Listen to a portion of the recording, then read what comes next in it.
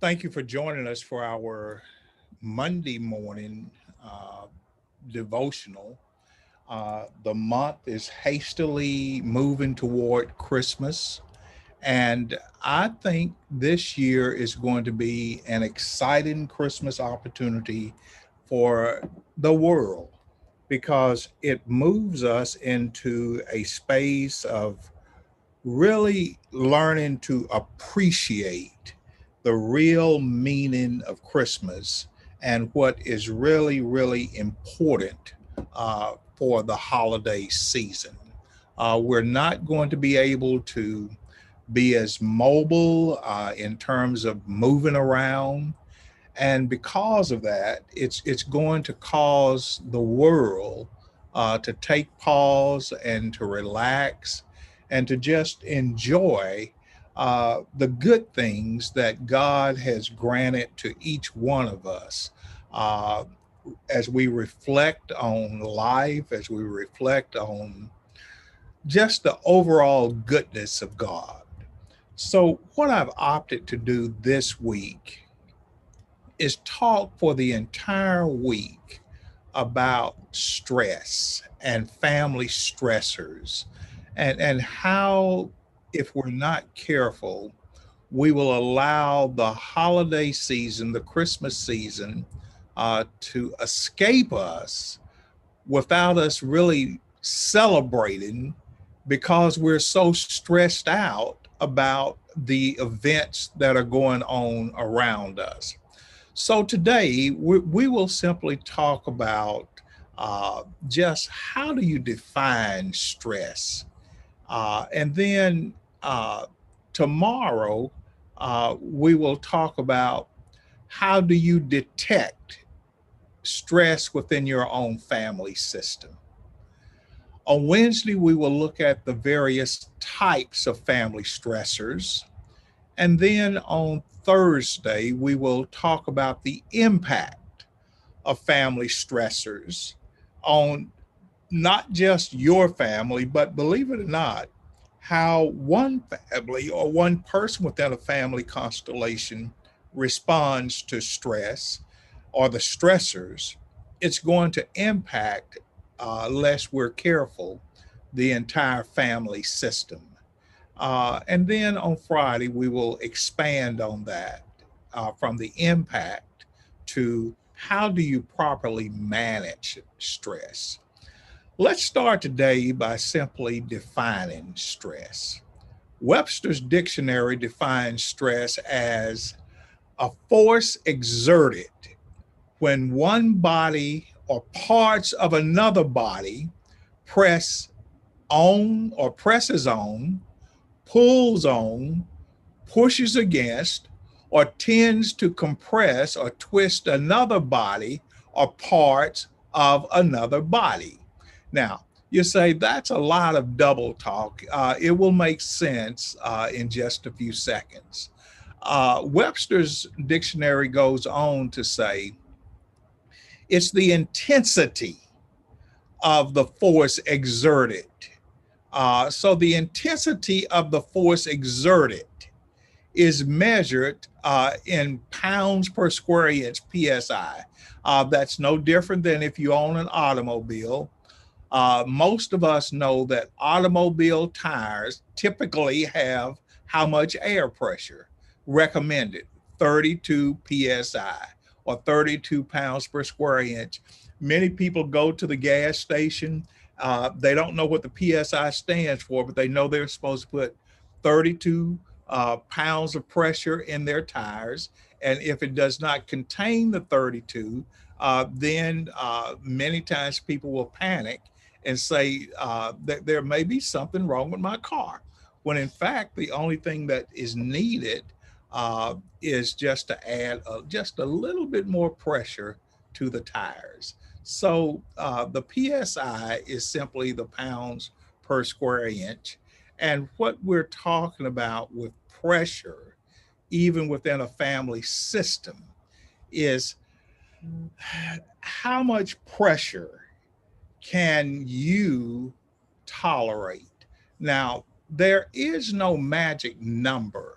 Uh, there's no answer because that's going to be driven by the uniqueness of the individual.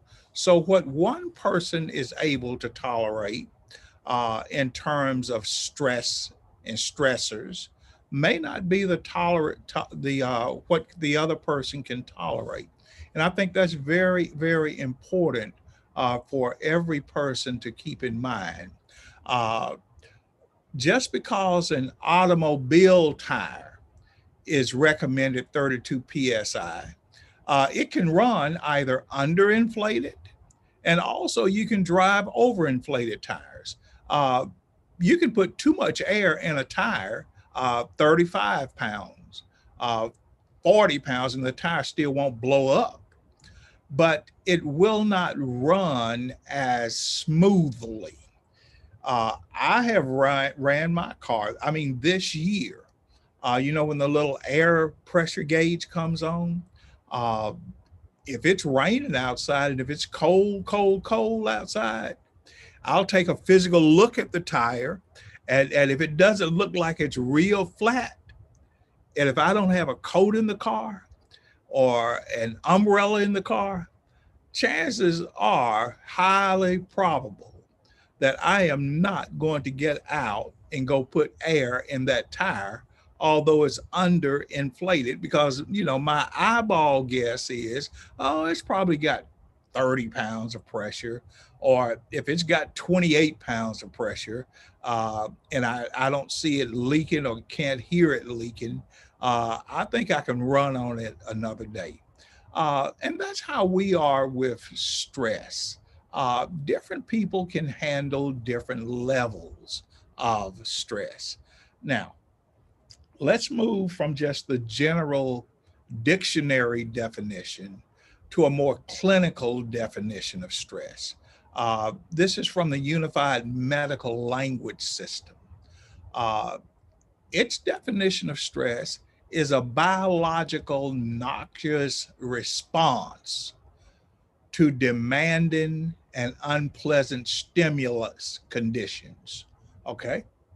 Now, the stimuli can be the stimulus one or stimuli, it could be multiple.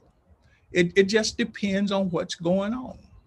Uh, a person can be dealing with multiple stressors, but there's only one person to deal with the multiple stressors. And do not mistake the stress, the stretching, with what is causing the stress, the stressing. Your stress is the noxious response to what is causing you to stretch. Stressors are the stimuli that are created the stress. Now that's very, very, very, very important to understand. There is a trigger to the stretching. A person doesn't just wake up stressed. There is something, it's a response to something that is triggering it. Therefore, stress becomes the emotional, physiological, and the physical effect of the unwanted agitations, the unwanted strain, the unwanted tension, the unwanted pressure. So your stress is the response to the stressors. That's important. That's very, very important to understand. Uh, let's talk about internal stress just for a second. Stress is a compressing within an individual that disrupts routine emotional and also routine physical functions. Something is disrupted on the inside. That's always going to be the case. If you are stressed by a stimuli, it's going to be an external stimuli most of the time that's going to cause an internal stress response. So stress presents itself when one feels more challenged than what is expected based upon prior exposures to similar situations. Are you getting the picture? Your feelings change, your perception change. Physiologically, your body may tense up. Your ability to respond in a more calm way diminishes. Stress presents itself when one feels more challenged because of the uniqueness of the present or the imminent challenge, the stressors. Let me give you a few questions.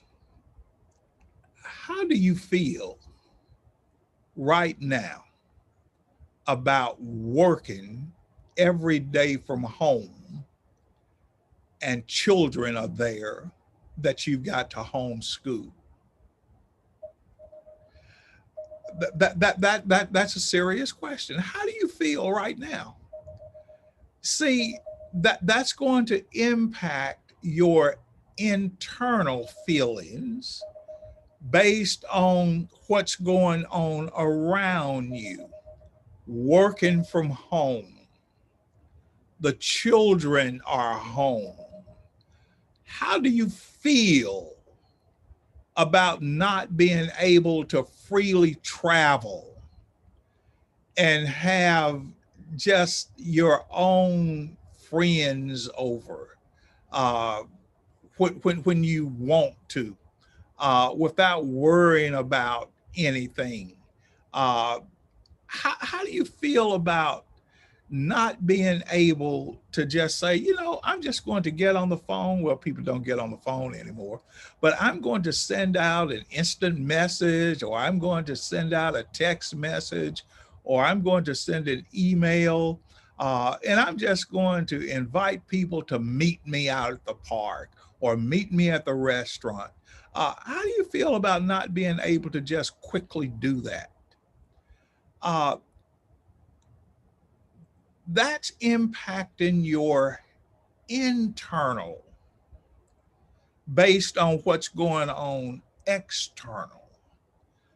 How do you feel about not being allowed to go to Christmas gatherings this year? How do you feel? You say, well, it's not that I'm not allowed. Well, if your company's not having the party, you can't go. If they canceled it, you're not allowed to go. See, that's external, but it's causing internal feelings. If you have loved ones that are in convalescent centers, hospitals, sick in another state, how do you feel about not being able to just go visit them. If you're not a patient in a hospital, rarely are they going to allow you as an outsider, no matter what the kin is to the individual that is hospitalized. They're not going to allow you inside that hospital. If you have a person in a nursing home, a convalescent center, no matter what the relationship, rarely are they going to allow you in.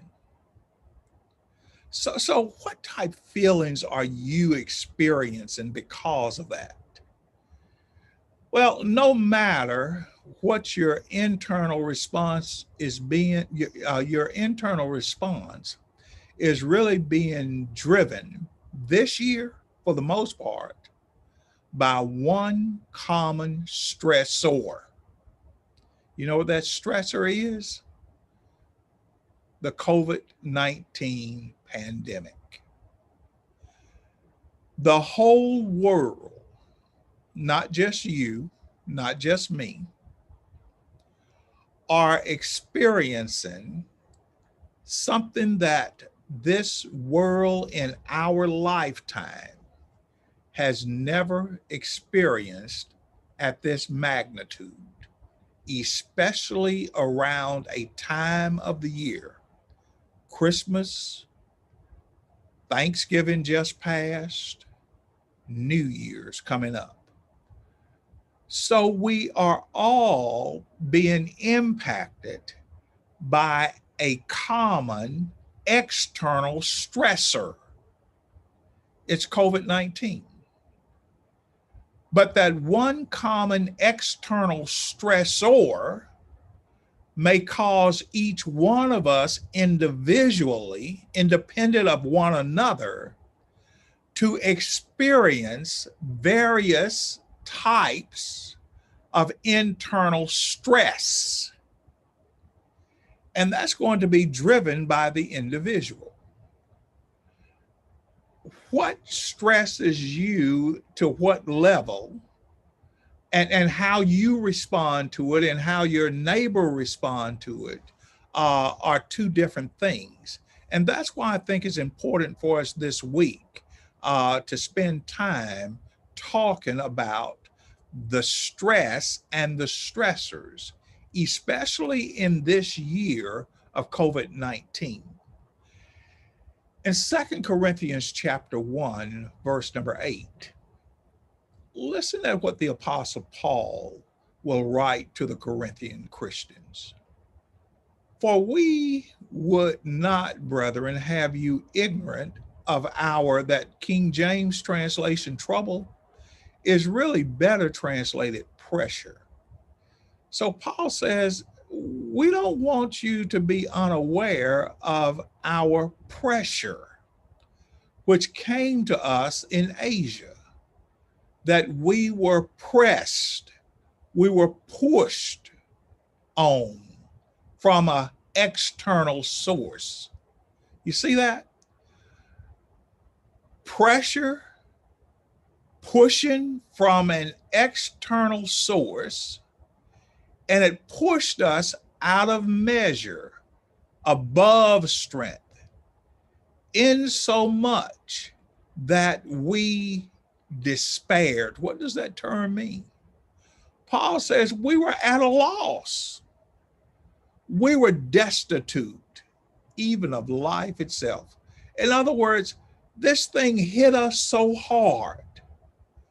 It caused so much internal emotional feelings, impacting us emotionally, but also impacting us physically, that it was pushing and pushing.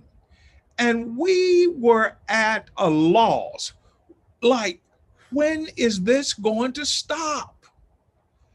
What is the solution? What is the fix? What is the door out of it? Well, I want to encourage you that even in the midst of COVID-19, you might be feeling stressed, pressured. And I'm not going to be the person to deny you your feelings. You feel what you feel. You may feel like it's pushing you and it's pushing you and it's backing you against the wall. And every turn you take, whether it's work, whether it's trying to take care of home, whether it's trying to manage your children and their learning experiences, whether it's just trying to stay healthy, you can almost feel overwhelmed. And only the Lord knows what's going on to our medical professionals, people who get up every single day knowing that they've got to go into the hospitals, the people who are working as emergency medical technicians. They are waiting on calls 24 hours a day, 7 days a week, and they've got to go into homes. They get calls into hospitals to pick up and to transport. They're called into all types of environments, and there is pressure. That's a stress, but it's all being driven by a common stressor. And what drives it beyond measure is they're saying, this is above and beyond my daily routine activities. And that's why each of us must become more empathetic toward every person who are being victimized by this pandemic. And you know who that every person is? It's all of us. It's the whole world. But we're dealing with it differently. When we look at restaurant workers, people in the food service industries, entertainment, travel, hospitality, working in the government, working in private enterprise. My garbage is scheduled to be picked up tomorrow. By 7:00 a.m., I'll hear the trash truck. But your sanitation workers, everyone is being impacted by the same stressor this year called COVID-19. And it's going to cause all types, various levels of pressure, the stress inside the individual. And the best we can do is be patient with one another, encourage one another, and let's give each other the reassurance that we keep hearing.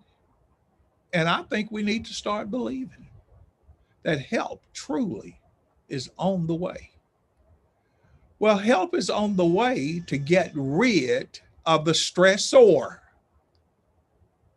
That's the COVID-19 virus. That's what help is on the way to do, is to get rid of the stressor, the thing that's pushing.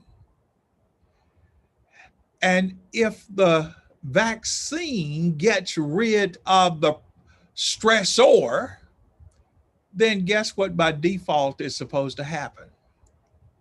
Our stress, our feeling of destitution and loss should also begin to de-escalate. Well, what have I just shared with you today? If a solution for the stressor is the vaccine, then if you really want to bring your stress internally down, then you probably need to take the vaccine. It's real simple. If you feel pushed, if you feel at a loss, destitute, then it's going to say, in order to get rid of how you're feeling, and your feelings are real, my feelings are real, But in order to get rid of those feelings of stress, we must address the stressor. And God has granted us researchers, He's granted us scientists, He's granted us people with the minds to come up with a remedy for the stimulus. And now it becomes our responsibility to participate in bringing our internal stressors down. And the way we do that as an individual, as a community, as a church family, is once that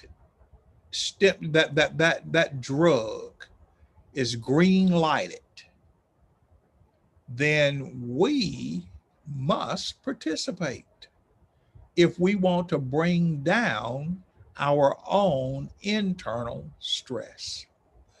Join me back on tomorrow, and we will continue talking about stress and the stressor and how one is fed by the other and how each of us can participate in trying to make sure that we return our PSI to the recommended level, which is, let's say, just for the sake of discussion, 32 pounds per square inch. I am glad that you've joined me for class today. I pray for this country. I pray for each of you that you will not become overwhelmed by what's going on. And I just trust God that in His fullness of time, we will return to a normal way of living. Let's pray together. Father, it's your grace that keeps us, it's your mercy that sustains us, and we're trusting you even in the midst of this global pandemic to protect us and to protect our medical professionals and to protect those who are putting themselves at risk every day, whether they are in the health services, whether they are in the hospitality industries, or whether they are in the areas of public health that keeps our community safe from infectious diseases by picking up our trash. And I just thank you for all of those servants who are ministering to our needs at this time. And Father, I pray that we can get spiritual comfort through your word, knowing that you've always promised to never leave us or to forsake us. And when it's your fullness of time, you have always delivered us. You've always delivered your people from those external stressors that will move them beyond measure. And we're trusting you even now, as you promised us that you would. Keep us safe. Forgive us, Father, when we doubt you. Through Jesus, I pray. Amen. I look forward to seeing each of you back in class tomorrow. And I just hope, trust, and pray that you will remain safe and at the same time remain diligent. God bless you. I'll see you.